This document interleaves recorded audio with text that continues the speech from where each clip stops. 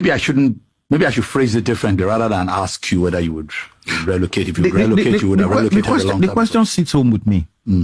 So for me, the reason for relocation most times is driven by the disappointment people feel towards the country, the economy, the government, and the people in it. So, and I have very clear examples of it. I have a guy who was an AGM in a bank on the island. He had 3 cars. The one that the office gave him, his personal car, the one he bought for the house. And so the one he bought for the house is the one they used to drop the kids. And then the one that is his own car is the one madam drives around once in a while. And then he had a driver for his own. So those are the 3 cars. The office car, the office takes care of it. Fuel, driver, take care of it. So he has to take care of 2 cars by himself. Now, those 2 cars are to take his 3 children to school. 2 were going to one school, the other one was going to a second school. Now, so the driver would take 2 people to one school and madam would take the other one to the other school. Every month, he was spending 130,000 naira for fuel. Every month here, 130,000 naira for fuel because the place was not too far from. And then at home, he was doing about like 1 million naira on diesel to provide electricity because his children can't come from school and not have electricity in the house, right? Now, the wife had a small bakery business at the back, so confectionery at the back. And so she will need electricity to do all of those. Now, food for the children was very important. Himself, his drivers, the wife, and some siblings that were living with them. Security was also very important. He can't be the one that comes to open the gate all the time. And knowing that you have those kind of children, you have to have somebody who closes the gate, opens the gate, and turns the generator on, turns it off when there's electricity. Education was expensive. These children the first 2 were below 12. The other one was about like 13 or so, or 14. You mentioned security. House rent was a given. You have to pay the house rent every year. Now, mortgages are not something that we're used to here. I think it's just beginning to grow on us. Some parts in the West, you pay your rent weekly. As you work, you pay. Sometimes you don't have about like 2-3 weeks. When you then get money, you then pay. Or you have a social security that then takes care of you and your accommodation. Savings. Education. When he totaled all of this, he was always running into, everything was running into about 22, 23 million naira every term. Which was essentially every quarter. Basic. 23, 25 million naira every quarter. And he then said, if I convert this, can I be doing it as mortgage to a house that I have overseas? And if he does that, would he be still paying school fees? For the 2 children, he may not be paying school fees.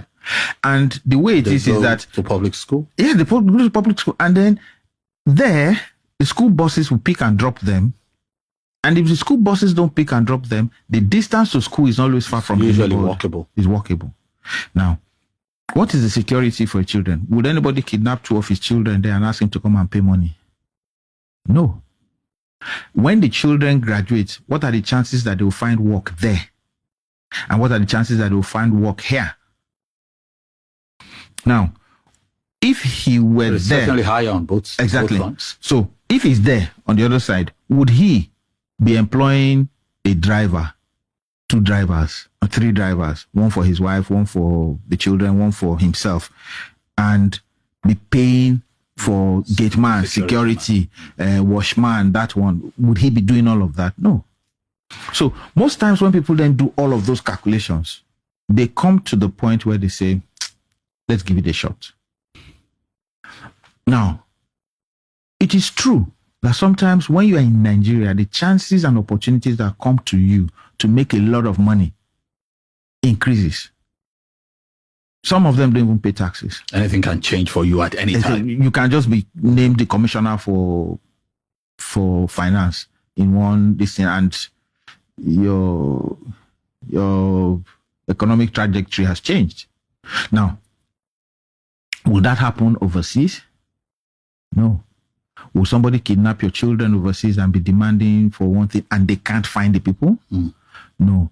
Will the police stop you at night and the chances of you having an altercation with them arise overseas if you are not living right? Yes, but if you're living right, you don't have that kind of stress. Would you get a call one day and say, oh, your son was carrying dreadlocks and they've picked him up and said you should come and bail him?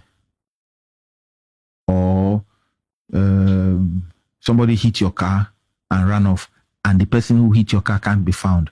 And so the cost that you had not planned to spend on your vehicle, you then have to spend it. A house help runs away with all your jewelry and phone and cash. Can't be found. Why? Because there's no database in this country. 250,000 people sign a petition. No thumbprints to verify who and who signed the petition. Meanwhile, when there was election, nearly less than 70,000 people were even registered for that election. But when it's time for a recall, 250,000 came from nowhere. In a place where you were even planning to trick some people to come and sign a petition without their knowing that that was what they wanted to come and sign. If you had those 250,000 people, did you need to trick anybody? Now, people have been clamoring for elections. As far back at the time of Jesus, Bethlehem, it was an annual thing to go and be counted. Every year. They were not this much then, but they still went to get counted because they knew the Jews were producing like rabbits.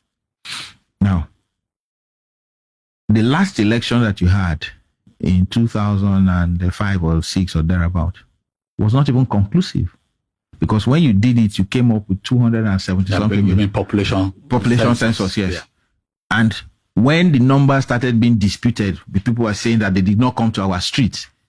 They came to our street, they counted 2 first houses, they didn't come back to count the rest houses. The numbers were reduced to the 220 that would then banded around for a while. Why do you not have a census? So without a census, it means that you've been budgeting blindly, because the census is what tells you how many people to do this for, how many people to do that for, what needs this, what area needs this, what area needs that. Erosion and ecological problems that this country has been having, desertification, have been getting funding. How many trees have been planted in those places that had these? So all of these myriads of problems, right, are enough for anybody to decide, let me take a chance.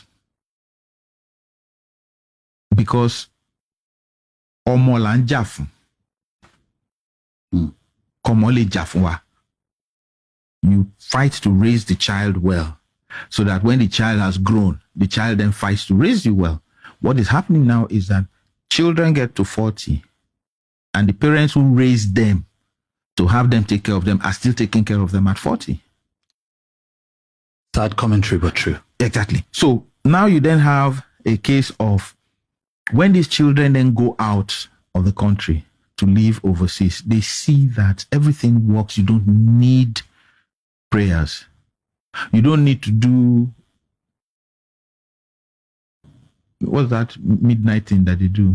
You go to pray. Vigil. Night vigil over electricity. You don't need night vigil over security. You don't need night vigil over road accidents. You see a banner somewhere, special vigil against accidents, road accidents. No. Because society is